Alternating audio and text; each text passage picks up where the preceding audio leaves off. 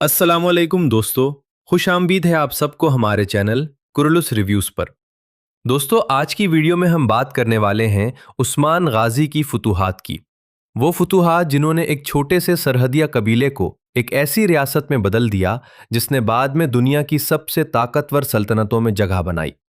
उस्मान गाजी के पास शुरू में ना कोई बहुत बड़ी फौज थी, ना खजाने भरे हुए थे और ना ही कोई वसी सल्तनत मौजूद थी। लेकिन उनके पास ईमान, सब्र, हिकमत अमली, बहादुर साथी और सबसे बढ़कर एक वाज़ेह मकसद मौजूद था। यही वजह है कि सोहोत के एक छोटे से इलाके से शुरू होने वाली ये ताकत आहिस्ता आहिस्ता बाज़ंतीनी किलों, शहरों और सरहदी इलाकों को फतह करती हुई एक नई तारीख लिखने लगी। आगे बढ़ने से पहले अगर आप हमारे चैनल पर नए आए हैं तो बराए मेहरबानी कुरलुस रिव्यूज़ को अभी सब्सक्राइब कर दें, क्योंकि इस चैनल पर आपको औरहान सीरीज, उस्मानी तारीख और तुर्क ड्रामों से मुताल्लिक हर अहम अपडेट, रिव्यू और असल तारीखी हकीकत सबसे पहले मिलती रहेगी। आपका एक सब्सक्राइब हमारे लिए बहुत कीमती है। दोस्तों, उस्मान गाजी की फुतूहात को समझने के लिए सबसे पहले उस दौर के अनातोलिया को समझना जरूरी है। 13वीं सदी में सल्जूक रूम की सल्तनत बज़ाहिर एक बड़ी ताकत दिखाई देती थी, लेकिन अंदर से यह सल्तनत कमजोर हो रही थी। सुल्तान अलाउद्दीन की क़बाद अव्वल के बाद सल्जूकी इक़्तिदार में वो मजबूती बाकी ना रही जो पहले मौजूद थी। फिर सन 1243 में कूसा दाग के मकाम पर सुल्जूक रोम और मंगोलों के दरमियान एक फैसला कुन जंग हुई। इस जंग में सुल्जूकियों को बहुत बड़ी शिकस्त का सामना करना पड़ा और यही शिकस्त अनातोलिया की तारीख का एक अहम मोड़ साबित हुई। कूसा दाग के बाद सल्जूकी सल्तनत की खुद मुख्तारी कमजोर होती चली गई। मंगोलों का दबाव बढ़ गया, सालाना खिराज का बोझ पड़ा और सल्जूकी सुल्तान रफ्ता रफ्ता सिर्फ नाम के हुक्मरान रह गए। मरकजी हुकूमत कमजोर हुई तो अनातोलिया में तुर्कमान कबाइल ने अपनी अपनी ताकत बढ़ाना शुरू कर दी। हर तरफ छोटी छोटी तुर्क रियासतें, बिल्कें और मकामी सरदार सामने आने लगे। इन कबाइल में से अक्सर की तवज्जो सल्जूकी जमीनों पर कब्जा करने, एक दूसरे से आगे निकलने और अंदरूनी ताकत हासिल करने पर थी। लेकिन सोगोत में मौजूद उस्मानी कबीले ने एक मुख्तलिफ रास्ता इख्तियार किया।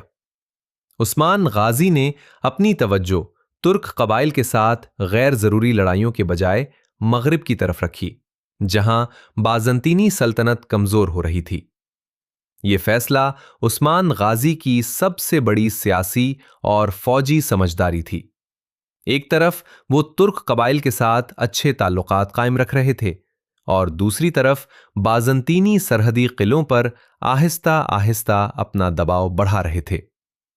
यही वजह थी कि बहुत से गाजी, जंगजू और तुर्कमान सिपाही उस्मान गाजी के गिर्द जमा होने लगे। इन्हें उस्मान गाजी में एक ऐसा लीडर नजर आता था जो सिर्फ जंग नहीं लड़ता था, बल्कि एक नई रियासत की बुनियाद रख रहा था। इस वक्त बेथीनिया का इलाका बाज़ंतीनियों के लिए बहुत अहम था। बोरसा, बिल्जिक, अजनेक और अजमियत जैसे इलाके इसी खित्ते में आते थे। ये इलाके कुस्तंतुनिया के लिए दिफाई, तिजारती और सियासी लिहाज से बड़ी अहमियत रखते थे। लेकिन मसला यह था कि बाज़ंतीनी सल्तनत अंदरूनी तौर पर कमजोर हो चुकी थी। मकामी रूमी तकफूर अपने मफादात के लिए एक दूसरे से भी टकराते रहते थे और कुस्तंतुनिया की मरकजी हुकूमत भी हर इलाके पर मजबूत गिरफ्त नहीं रखती थी। उस्मान गाजी ने यही कमजोरी पहचानी। इन्होंने पहले छोटे किलों, सरहदी इलाकों और अहम रास्तों पर तवज्जो दी। इनके साथ सामसा चावुश, कौनवर अलप, आखचा कुज्जा, आयगुत अलप, अब्दुर्रहमान गाजी और तिरगत बे जैसे वफादार और बहादुर सरदार मौजूद थे। ये लोग सिर्फ सिपाही नहीं थे, बल्कि उस्मानी रियासत की इब्तदाई ताकत के सुतून थे। उस्मान गाजी के सामने से पहले अनागोल का मसला था। अनागोल का तकफूर आया निकोला उस्मानी कबीले के लिए मुसलसल खतरा बना हुआ था। वो तुर्क काफिलों, सरहदी इलाकों और उस्मान गाजी के हलीफों के लिए परेशानी पैदा करता रहता था। عثمان غازی نے فیصلہ کیا کہ اس خطرے کو ختم کیے بغیر آگے بڑھنا آسان نہیں ہوگا۔ اناگول کے قریب عثمانی لشکر اور رومی فوج کے درمیان سخت معرکہ ہوا۔ یہ جنگ عثمان غازی کے لیے آسان نہیں تھی۔ عثمانی سپاہیوں کو شدید نقصان اٹھانا پڑا، اور روایات کے مطابق عثمان غازی کے قریبی عزیز باہوجہ بھی اسی دور کی جھڑپوں میں شہید ہوئے۔ یہ عثمان غازی کے لیے ایک بڑا صدمہ تھا، لیکن انہوں نے اس شکست یا نقصان کو کمزوری نہیں بننے دیا۔ انہوں نے حالات کو سمجھا، اپنی حکمت عملی کو بدلا اور آگے کے لیے زیادہ مضبوط منصوبہ بندی شروع کی۔ اس کے بعد رومی تکفوروں نے عثمان غازی کے خلاف اتحاد بنانے کی کوشش کی۔ اناگول، کاراجہ حصار اور دوسرے قلعوں کے تکفور عثمانی قوت کو بڑھتا دیکھ کر خوف زدہ ہو رہے تھے۔ دمنیچ کے مقام پر دونوں طرف کی قوتیں آمنے سامنے آئیں۔ یہ جنگ بھی سخت تھی، لیکن اس بار عثمان غازی نے زیادہ بہتر حکمت عملی کے ساتھ مقابلہ کیا۔ شدید لڑائی کے بعد عثمانی لشکر نے رومی فوج کو شکست دی، اور عثمان غازی کی شہرت سرحدی علاقوں میں مزید پھیل گئی۔ یہ فتح صرف ایک فوجی کامیابی نہیں تھی، بلکہ یہ پیغام بھی تھا کہ عثمان غازی کو روکنا آسان نہیں۔ اس کے بعد عثمان غازی نے کاراجہ حصار کی طرف توجہ دی۔ کاراجہ حصار ایک اہم قلعہ تھا، اور اس کی فتح عثمانی تاریخ میں خاص اہمیت رکھتی ہے۔ تقریباً 1288 کے بعد عثمان غازی نے کاراجہ حصار پر دباؤ بڑھایا، اور آخرکار یہ قلعہ عثمانیوں کے قبضے میں آ گیا۔ کاراجہ حصار کی فتح کے بعد عثمان غازی کی حیثیت صرف ایک قبیلے کے سردار کی نہیں رہی، بلکہ وہ ایک منظم سیاسی قوت کے طور پر سامنے آنے لگے۔ روایات کے مطابق یہی وہ دور تھا جب عثمان غازی کے نام کا خطبہ پڑھا گیا، قاضی مقرر کیا گیا، اور عثمانی اقتدار کی بنیادیں زیادہ واضح ہونے لگیں۔ اب عثمان غازی کا اگلا نشانہ بلجک، یار حصار اور اناگل جیسے اہم مقامات تھے۔ روایات میں آتا ہے کہ رومی تکفوروں نے عثمان غازی کو ایک شادی کی دعوت کے بہانے جال میں پھنسانے کا منصوبہ بنایا۔ اس منصوبے میں کئی تکفور شامل تھے، اور مقصد یہ تھا کہ عثمان غازی کو دھوکے سے ختم کر دیا جائے۔ لیکن ہارمن قایا کے تکفور میخائیل کوسس کے عثمان غازی سے اچھے تعلقات تھے۔ جب اسے اس سازش کا علم ہوا تو اس نے عثمان غازی کو خبردار کر دیا۔ یہاں عثمان غازی کی ذہانت دوبارہ سامنے آتی ہے۔ انہوں نے دشمن کے جال کو دشمن ہی کے خلاف استعمال کیا۔ روایات کے مطابق عثمانی سپاہیوں نے سامان اور بیرلوں کے اندر ہتھیار چھپائے، اور پھر مناسب موقع پر حملہ کر کے یار حصار اور بلجک پر قبضہ کر لیا۔ یہ واقعہ عثمان غازی کی فتوحات میں اس لیے اہم ہے کہ یہاں صرف طاقت استعمال نہیں ہوئی، بلکہ چالاکی، معلومات اور وقت کا درست انتخاب بھی نظر آتا ہے۔ بلجک کی فتح خاص طور پر بہت اہم تھی، کیونکہ یہ علاقہ صنعت، تجارت اور راستوں کے لحاظ سے قیمتی سمجھا جاتا تھا۔ یہاں کپڑا، ریشم اور لوہے سے متعلق سرگرمیاں موجود تھیں، اور یہ مقام عثمانیوں کے لیے ایک مضبوط مرکز بن سکتا تھا۔ اسی دوران اناگل پر بھی عثمانی دباؤ بڑھتا گیا۔ ترگت بے اور دوسرے غازی سرداروں کی کوششوں کے نتیجے میں اناگل بھی عثمانی قوت کے سامنے زیادہ دیر نہ ٹھہر سکا۔ یوں عثمان غازی نے ایک ایک کر کے سرحدی قلعوں کو فتح کیا، رومی تکفوروں کے اتحاد کو توڑا، اور بیتھینیا کے اندر عثمانی طاقت کو مضبوط کر دیا۔ اب صورتحال یہ تھی کہ بازنطینیوں کے بڑے شہر اپنی فصیلوں کے اندر موجود تھے، لیکن ان کے ارد گرد کا علاقہ رفتہ رفتہ عثمانیوں کے اثر میں جا رہا تھا۔ عثمان غازی نے اس کے بعد یینی شہر کی طرف توجہ دی۔ سن 1302 کے قریب یینی شہر عثمانیوں کے قبضے میں آیا، اور عثمان غازی نے اسے اپنی بڑھتی ہوئی قوت کے لیے ایک اہم مرکز بنا لیا۔ یینی شہر کی فتح کے بعد عثمانی ریاست کا رخ مزید واضح ہو گیا۔ اب عثمان غازی صرف دفاعی جنگیں نہیں لڑ رہے تھے، بلکہ باقاعدہ طور پر ایک ریاستی پھیلاؤ کی طرف بڑھ رہے تھے۔ عثمان غازی کی مسلسل فتوحات نے بازنطینیوں کو پریشان کر دیا۔ قسطنطنیہ کو اندازہ ہونے لگا کہ یہ سرحدی ترک قبیلہ اب معمولی خطرہ نہیں رہا۔ اسی لیے بازنطینیوں نے عثمان غازی کو روکنے کے لیے بڑی فوجی تیاری شروع کی۔ مقامی رومی قوتوں کے ساتھ قسطنطنیہ سے بھی مدد بھیجی گئی تاکہ عثمانی پیش قدمی کو روکا جا سکے۔ یہی سے قویون حصار یا بافیوس کی جنگ کا مرحلہ سامنے آتا ہے۔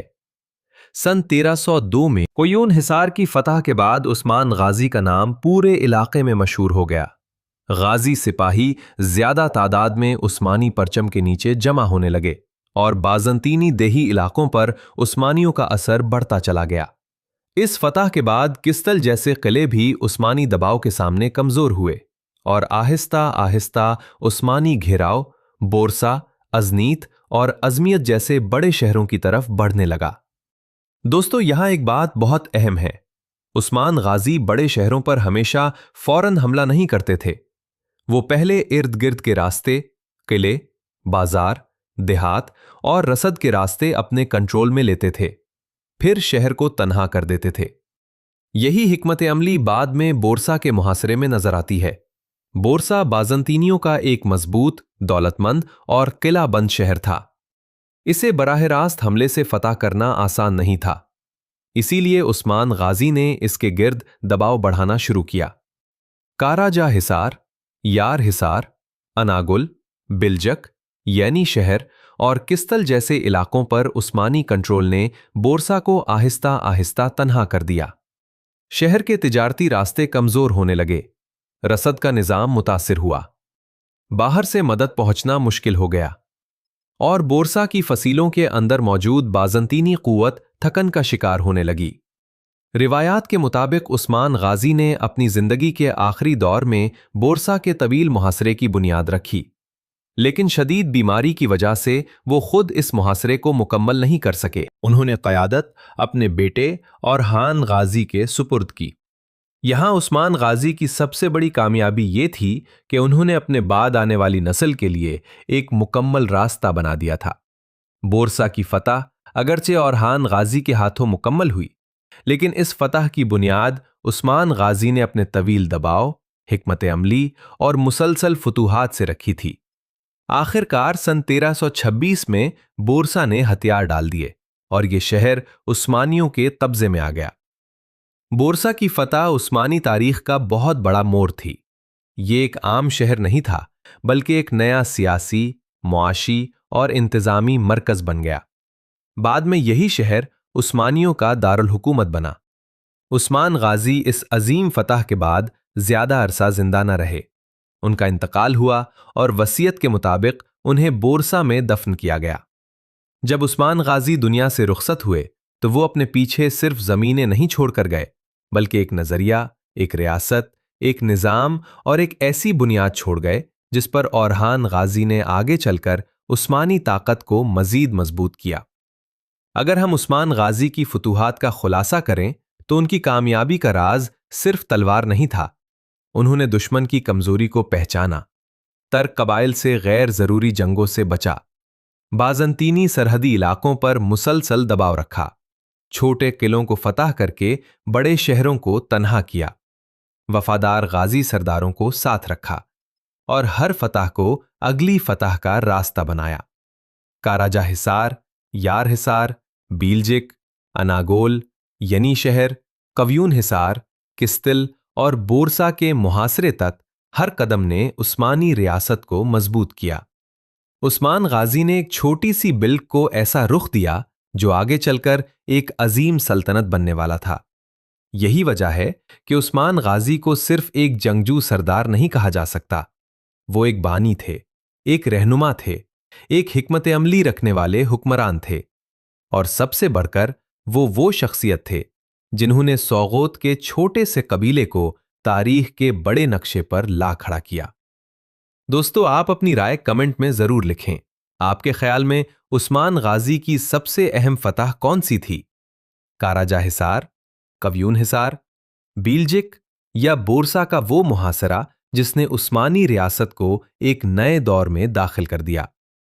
अगर आपको ये वीडियो पसंद आई हो तो इसे लाइक करें, चैनल कुरुलुश रिव्यूज को सब्सक्राइब करें और मजीद तारीखी वीडियोस के लिए हमारे साथ जुड़े रहें। अल्लाह हाफिज।